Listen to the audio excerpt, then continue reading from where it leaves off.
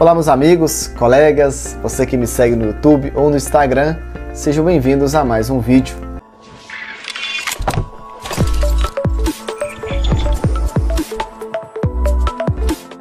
Hoje vamos conhecer um pouco sobre Anísia da Silveira, mulher brasileira, alagoana, que criticou duramente métodos psiquiátricos de sua época, como a lobotomia e eletrochoque.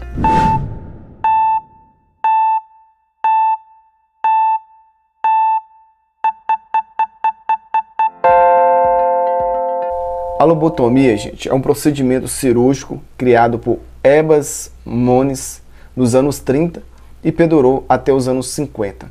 Eu acho que ainda durou muito tempo. Como que era esse procedimento? Esse procedimento consistia, no corte de 2 lobos do paciente, no qual era retirado uma parte desse tecido cerebral. Um outro procedimento também criticado por Nise era o tratamento com eletrochoque.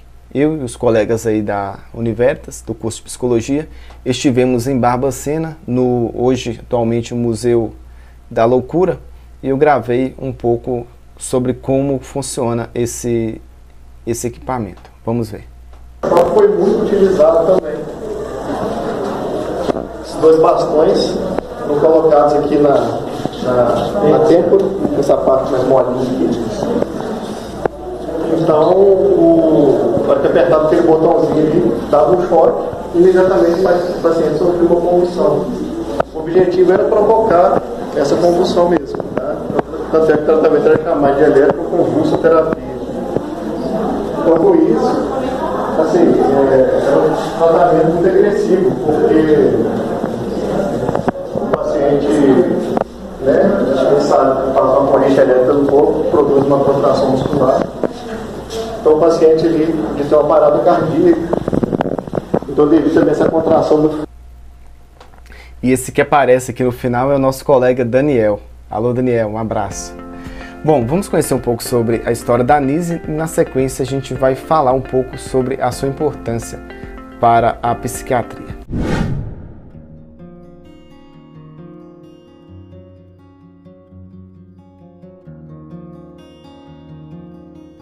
Filha de professor de matemática e de uma pianista, Nícia era bastante estudiosa. Sua formação básica realizou-se em um colégio de freiras, na época exclusiva para meninas, o Colégio Santíssimo Sacramento, localizado em Maceió. Seu pai também foi jornalista, diretor do Jornal de Alagoas e professor de matemática. De 1921 a 1926, cursou a Faculdade de Medicina da Bahia, onde se formou como a única mulher entre os 157 homens daquela época. Casou-se na época com o sanitarista Mário Magalhães da Silveira, seu colega de turma de faculdade, com quem viveu até o seu falecimento em 1986. O casal não teve filhos, por um acordo entre ambos que queriam dedicar-se intensamente à carreira médica. Em seu trabalho médico, Mauro publicava artigos onde apontava as relações entre pobreza, desigualdade, promoção da saúde e prevenção da doença no Brasil. Em 1927, já casada e formada e órfã de mãe, sofreu pelo falecimento de seu pai. E então, após alguns meses, junto ao marido, se mudaram para o Rio de Janeiro, onde teriam mais oportunidades de trabalho. Na então capital do Brasil, Nícia se engajou nos meios artísticos e literários, voltados para a área médica, com diversas publicações dos avanços da medicina. Em 1933, cursando os anos finais da especialização em psiquiatria, estagiou na Clínica Neurológica de Antônio Astrégésio. Logo após terminar sua especialização, foi aprovada no mesmo ano em um curso de psiquiatria e começou a trabalhar no serviço de assistências a psicopatas e profilaxia mental do Hospital da Praia Vermelha. No ano de 1930, militou no Partido Comunista Brasileiro e foi uma das poucas mulheres a assinar o Manifesto dos Trabalhadores Intelectuais ao povo brasileiro. No entanto, acabou por ser expulsa da célula, sob a acusação de trotskismo. No ano de 1936, ocorreu a prisão da Nise. Em 1944, a Nise se reintegra ao serviço público e inicia seu trabalho no Centro Psiquiátrico Nacional Pedro II, no Engenho de Dentro. E ali se inicia aí a sua luta contra as técnicas psiquiátricas, uma verdadeira luta antimanicomial. Quem vai falar sobre esse momento é a própria Nise. Em 1933, quando eu fiz concurso de sair para a prisão em 1936, mas quando eu voltei em 1944, com o negócio de fim de guerra, de Roosevelt, de democratizações e tal, eu achava horrível. E aí comecei a bolar a Casa das Palmeiras. Hoje, eles conseguiram tornar pior. É uma das coisas mais espantosas dentro da minha experiência psiquiátrica. O hospital, em 1986, conseguiu estar pior do que o péssimo hospital de 1944. Ela diz que conheceu um doente de uma tapeçaria que fazia ali trabalhos manuais. E ela fala dessa emoção de lidar com mole, de lidar com duro. Então Pinel escreve mais ou menos isso. Os plebeus, não, os nobres, porque nobre não pode pegar e trabalhar nada. Diz assim, dê cá um copo d'água, não pode buscar um copo d'água. Os nobres que ficavam doidos pagavam com a inatividade, com a cronicidade de suas doenças, de seus delírios, a sua inatividade. Enquanto os plebeus que trabalhavam no campo curavam-se muitos deles. No lugar das tradicionais tarefas de limpeza e manutenção que os pacientes exerciam sobre o território da terapia ocupacional, ela criou ateliês de pintura e modelagem com a intenção de possibilitar aos doentes reatar seus vínculos com a realidade através da expressão simbólica e da criatividade, revolucionando a psiquiatria antes praticada no país. Também é importante dizer que o tratamento através do contato com animais também, a Nise foi pioneira nisso.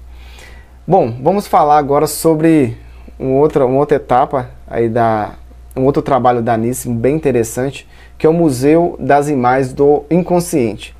Em 1952, ela fundou esse museu no Rio de Janeiro, um centro de estudo e pesquisa destinado à prevenção dos trabalhos produzidos nos estilos de modelagem e pintura que criou na instituição, valorizando-os como documentos que abriram novas possibilidades para uma compreensão mais profunda do universo interior do esquizofrênico. Vamos ver essas obras, são bem legais.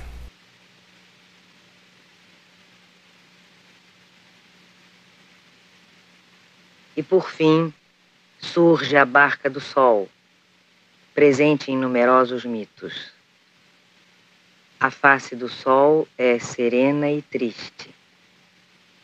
Ele vai navegar na noite e talvez lutar ainda contra os monstros que incessantemente esforçam-se por impedir seu renascimento. Esta pintura é do dia 2 de dezembro de 1976.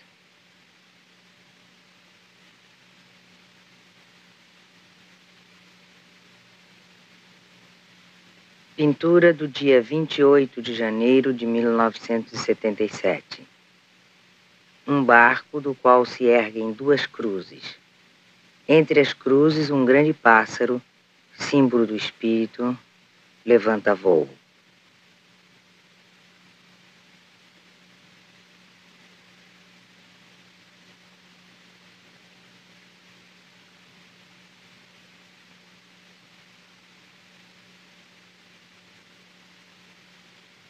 E 3 dias depois, o barco vazio está ancorado.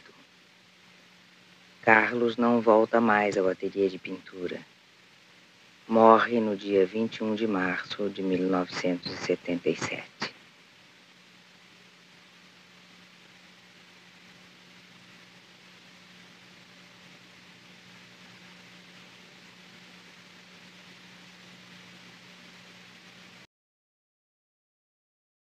Esse acervo alimentou a escrita de seu livro, Imagens do Inconsciente, e anos depois, em 1983 a 1985, foi realizado aí o filme Imagens do Inconsciente. Lembrando que o museu é de 1952 e anos depois, após a fundação do museu, em 1956, a Nise desenvolveu outro projeto também revolucionário para sua época, que é a Casa das Palmeiras. É uma clínica voltada à reabilitação de antigos pacientes das instituições psiquiátricas.